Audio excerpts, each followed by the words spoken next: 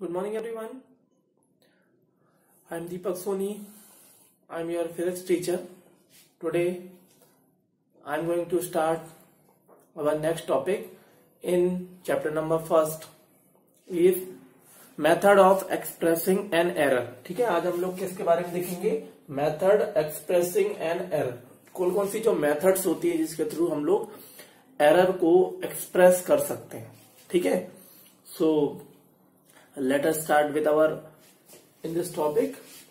First one is absolute error, second one is relative error, and number third one is percentage error. Means हम लोग इन 3 ways से हम लोग 3 रास्ते से हम लोग क्या कर सकते हैं, एरर को एक्सप्रेस कर सकते हैं.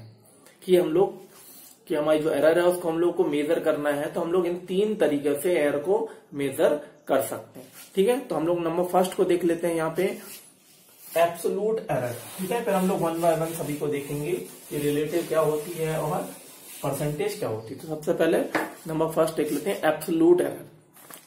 तो एब्सोल्यूट एरर में the difference in the true value of the physical quantity, the difference between the true value of physical quantity and the measured value by the observer. Means observer ने क्या किया है, इसको मेजर किया है, इसकी value को क्या किया है, मेजर किया है. ठीक है, तो ऑब्जर्वर की जो वैल्यू है और जो सिस्टम की पहले से वैल्यू है, उन दोनों के बीच का जो डिफरेंस लेते हैं उसको हम लोग एब्सोल्यूट एरर बोलते हैं. ठीक है, अब एब्सोल्यूट वैल्यू के लिए मान लेते हैं कि in the represented by delta A. इसको हम लोग किससे रिप्रेजेंट करते हैं, डेल्टा ए से रिप्रेजेंट करते हैं. मान के चल लेते हैं जैसे कि लेट, ठीक है, A1, A2, A3 value means A1,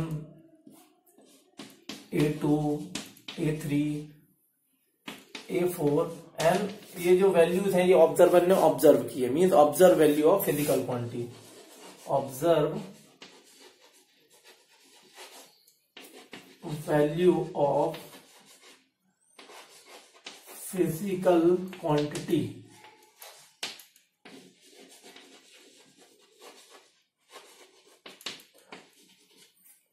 ठीक है, मान लेते हैं इतनी जो है फिजिकल ऑब्जर्वर के थ्रू जो फिजिकल क्वांटिटी है. उसके बाद मान लेते हैं कि इसकी अगर मीन वैल्यू कैलकुलेट करेंगे तो मीन वैल्यू क्या आ जाएगी, A mean is equal to A1 plus A2 plus A3 and AN divided by total N. Total N से अगर हम इसको डिवाइड कर देते हैं तो किसके बराबर आ जाती है, मीन वैल्यू के बराबर आ जाती है.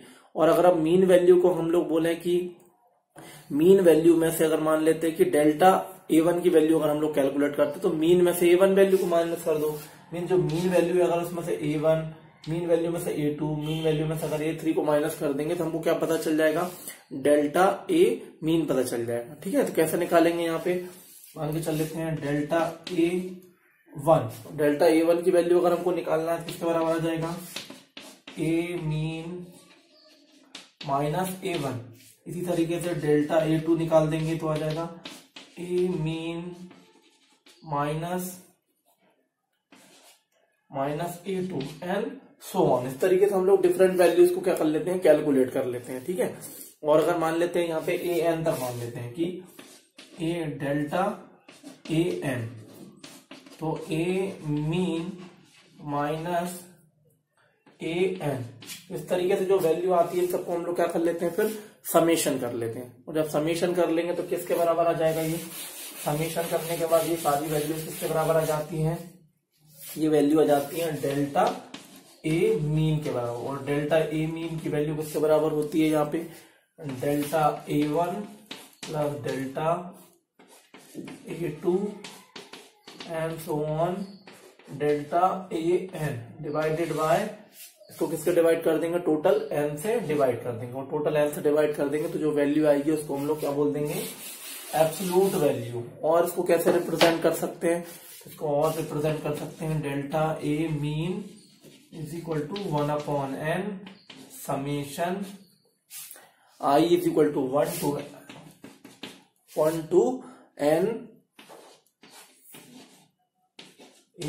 एन के बराबर आ जाएगा. ठीक है, तो ये डेल्टा A I के बराबर आ जाएगी. इसी को हम लोग क्या बोल देते हैं यहाँ पे, इसी वैल्यू को हम लोग बोल देंगे यहाँ पे एब्सोल्यूट एरर। ठीक है, इस तरीके से हम लोग एब्सोल्यूट एरर को फाइंड कर सकते हैं। ठीक है, और एब्सोल्यूट वैल्यू में मेजरमेंट में be written by A is equal to A mean plus delta A mean. ठीक है, इसको फाइनली किस तरीके से लिख सकते हैं, तो ये तो फाइनल रिजल्ट हो गया। और इसको हम लोग किस तरीके से लिख सकते हैं कि जो हमारी ए इज इक्वल टू किसके बराबर जाएगा, A is equal to A mean plus minus delta A N. ठीक है, तो ये वैल्यू जो होगी वो हमारी किसके बराबर आ जाएगी, एब्सोल्यूट एरर के बराबर आ जाएगी। ठीक है, इस तरीके से हम लोग एब्सोल्यूट एरर को फाइंड कर सकते हैं।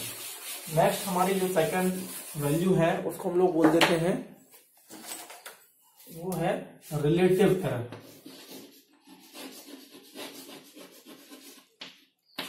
रिलेटिव एरर, ठीक है, अब रिलेटिव एरर को कैसे फाइंड करेंगे, तो रिलेटिव एरर को फाइंड करने के लिए the ratio of mean absolute error to mean value of physical quantity, mean the ratio of mean absolute error to mean value of the physical quantity is known as relative error। तो यहाँ पे relative error का formula याद रखना कि relative error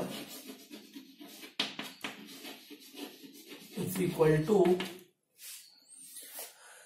delta A mean, delta A mean upon A mean. ठीक है,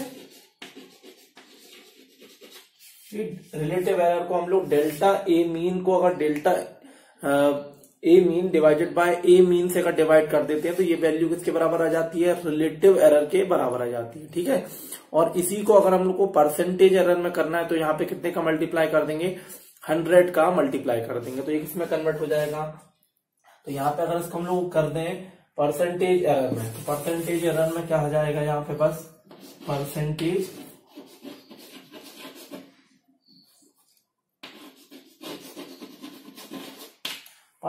error के केस में बस क्या करना है, यहाँ पे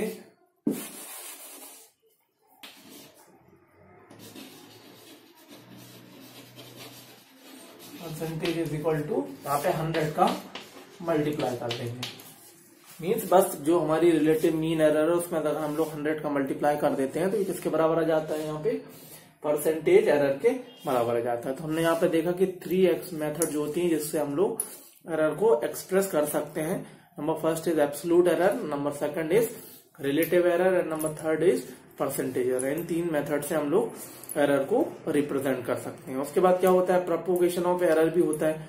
प्रोपोगेशन ऑफ एरर होता है practically to find the value of physical quantity. जब भी हम लोग फिजिकल क्वांटिटी की वैल्यू को फिजिकली फाइंड कर देते हैं, ठीक है, तो हम उसको क्या बोल देते हैं, यहाँ पे गिवन बाय फिजिकल क्वांटिटी, और उसको किसी फिजिकल क्वांटिटी की हेल्प से हम लोग क्या कर लेते हैं, फाइंड कर लेते हैं।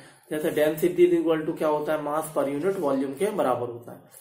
और when the physical quantity depend upon more than one type of physical quantity, अगर मान के चलते हैं कि जो फिजिकल क्वांटिटी है वो डिपेंड होती है more than one type of physical quantity, ठीक है, the combine effect of error in this measurement to determine. तो हम लोग प्रोपोगेशन ऑफ एरर में जो कंबाइन इफेक्ट होता है उसको क्या कर लेते हैं, डिटरमाइन कर लेते हैं। So this is known as combination oblique propagation of error, इसको हम लोग बोल देते हैं। मतलब एक वैल्यू जो है किसी मोर देन वन टाइप के ऊपर डिपेंड है तो दोनों का कॉम्बिनेशन इफेक्ट होगा, उसको हम लोग डिटरमाइन कर लेंगे और इसी को हम लोग बोल देंगे यहाँ पे प्रोपोगेशन इन एरर।